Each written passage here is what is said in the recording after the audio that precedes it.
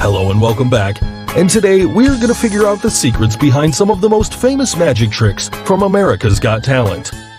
So, let's get started. The paper bags and knife trick. Aaron Crow, the magician known to scare the hell out of everyone, this time around performed a very dangerous knife trick. As usual, he calls his favorite judge, Howie, on stage to be his volunteer for the trick. Now, there are 4 paper bags placed on stage, and after asking Howie about his choice, he places the knife underneath the second bag with its sharp blade pointing upwards. He then randomly mixes up the position of those bags quite a few times without Howie and anyone else noticing.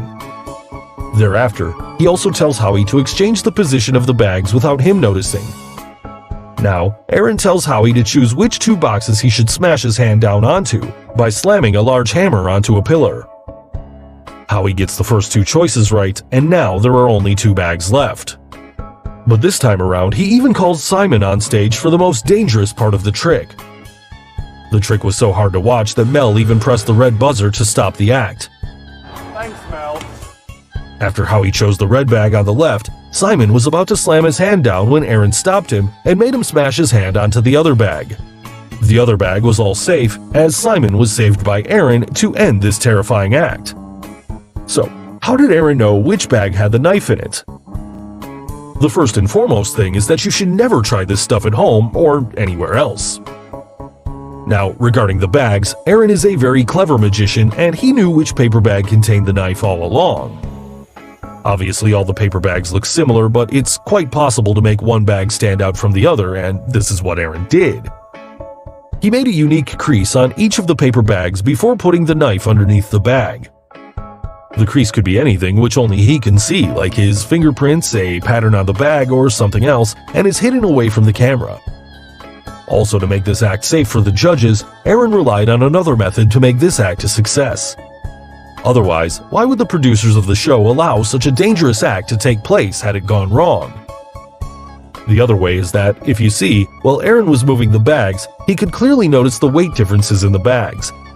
Hence, the bag with the knife would have more weight than all the other bags. So clearly, this would allow him to identify which one of the bags had the knife in it. The heavier bag theory is safer and easier, but either way, this trick works quite well. Now, some of you'd think, what if Howie stopped at the bag where the knife was? How would he cover that? Only one bag contains the sword, so when Howie hits the hammer, Aaron can either do it exact, or he can add a little delay, allowing him to move to another bag, since he already knows the bag. Also, when only 2 bags were left, it doesn't matter when Howie slams the hammer, because either the magician is going to stop Simon's hand like he did here, or he's going to smash straight down. Finally, the only thing that was sure is that Aaron was, after all, going to save Simon and impress us all. The first trick, the black table card trick. Eric Chien, one of the best close-up magicians on America's Got Talent, should have gotten a golden buzzer the way he executed this act. But anyways, here's what he did. Eric starts off the trick by opening a small wooden box, inside which there is a long white ribbon, and using the ribbon divides the table into 2 halves, with the red card on the left side and the blue one on the right side. In the process, even the color of his dress has changed from black to the dual red and blue color. This dress change also takes place at the end of his act when he's seen searching for the ribbon. Thereafter, and only leaving a small part of the card visible. Perform all this amazing stuff. Well, here's the secret. To make this act easier to understand, we'll break it down into 4 parts. First, the card color change. Second, the disappearing and reappearing of the card. Third, the dress color change. And fourth, the magical appearance of the rectangular frames. Also, most of this act is skill-based and sleight of hand, which only enhances the credibility of the magician. So, the first time around, he pulls out a deck of red cards and places the cards on the left and right of the ribbon, with the cards on the right side turning blue. Here, the deck of cards you see is actually 2 sets of cards, with the red ones at the top and a few blue ones at the bottom of the deck. Thereafter, he uses a famous sleight of hand technique known as bottom dealing or base dealing, in which the bottom card from a deck of cards is dealt instead of the top card. So Eric here slides the top card partially off the deck as if to deal it, while the right hand instead takes hold of the bottom card. The card is snapped away from the deck while the top card is reset back onto the deck. Here in this frame, you can see how his ring finger goes up to push the bottom card out of the deck from underneath and places it on the table. To confirm that the bottom cards were blue, if we look back at the moment when he takes out the rectangular frame, here you can see the backside of 5 of hearts, which is blue. So now this is how the cards on the right turned blue. Now the second time around, the color change happens when he takes a few blue cards and instantly turns it into red. For this part, there are already a few red cards concealed in his right hand. And it was during this moment of the act, just after the dress change, when he picks up a few red cards, holds it in his right hand, and keeps the remaining card back on the table. So now you know it, using a quick sleight of hand, he produces the red card from his right hand, which creates this amazing illusion. Now, there was one impressive color change, which happens when he takes this red-colored Jack of Spades, brings it on the right, and as you can see, the color changes to blue. Then he slides that card on either side of the ribbon to change the color. For this part, he's actually holding 2 cards loosely attached back to back. The card underneath is a Jack face with a blue back, and the card on top is a black face with a red back. So, when he places it upside down on the table, now the blue card is on top. Here, he only picks up the blue card, and the red card is hidden because of the black face, using the black art principle of magic, and we don't notice because it's the same color as the mat. So this way, he shows the blue card, the red card. This way, he converts it to red. Also, you see him deal much more carefully with the blue card because it has another card, that is, black face with a red back, underneath it. Here, he conceals that blue card in his hand and reveals the red card. Finally, he gets rid of that red card with a black face, as you can see in this frame, and brings out the blue card to finish the amazing color change trick. Now, coming to the part where he disappears and reappears the card back. The black mat has some sort of latex cover that has cuts in them. This is why we see the outline of the card when it was under the top layer of the black latex cover.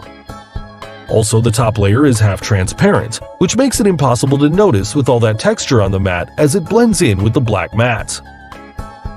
Coming to the card, it's a special card which has a cutout part and is loosely taped and held onto its exact sized black part of the card to make it look like a complete blue card. Also, the ribbon has 2 small magnets which hold and drag the black latex cover.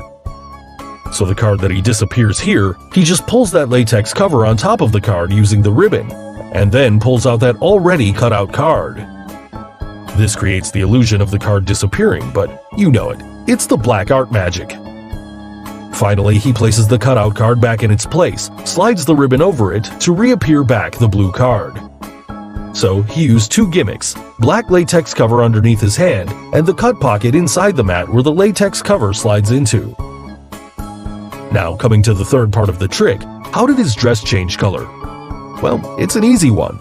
The magician was actually wearing 2 additional vests on top of his black dress. The first vest on top of the black dress was the dual-colored red and blue outfit, and the topmost vest was black-colored. Now during the trick, when he threw the cards as a distraction and went to bend to grab them in an obvious failed attempt, then he hid his hand and pulled out his black vest so quickly that no one noticed. Here you can see a very small piece of black cloth in his hand for a small moment, and in this frame, some part of that red and blue vest is visible. The next time around when he changes his dress, he pretends to be looking for a ribbon that had disappeared from his face. He bent down again. In the meantime, he pulled the uniform down with his right hand, so the outfit changes from red to black. Note, only the front part of the additional costume was placed on the chest. This made it easier for him to withdraw the costume and change it quickly. So it's all sleight of hand. Now, moving on to the fourth part of the reveal where he magically makes the card frames appear on the table. The card frames that appear on the table are both digitally controlled. If we slow down the video, here you can see the taped rectangular frames of the cards seemingly appear out of nowhere, and you can actually see that the image is an electronic one programmed within the black mat because the image pops up before Eric throws the taped frame down onto the table. You can also see the blur that takes their place, and both boxes look identical. Also notice that these rectangular frames never move, even when he puts cards on them. That is, both boxes have slightly elevated edges, but they never move even slightly. Hope it clears that up. Now in his long performance, Eric performed a few more tricks like disappearing all the cards, and even did some great tricks with coins. So guys, once you give us 100,000 likes on this video, we'll be coming back very soon with the reveal of his remaining tricks. So guys, hope you got the secrets behind the most famous magic tricks from America's Got Talent. Which trick impressed you the most? The black table card trick or the knife trick? And name any other magic trick you would like us to reveal. Let us know in the comments below.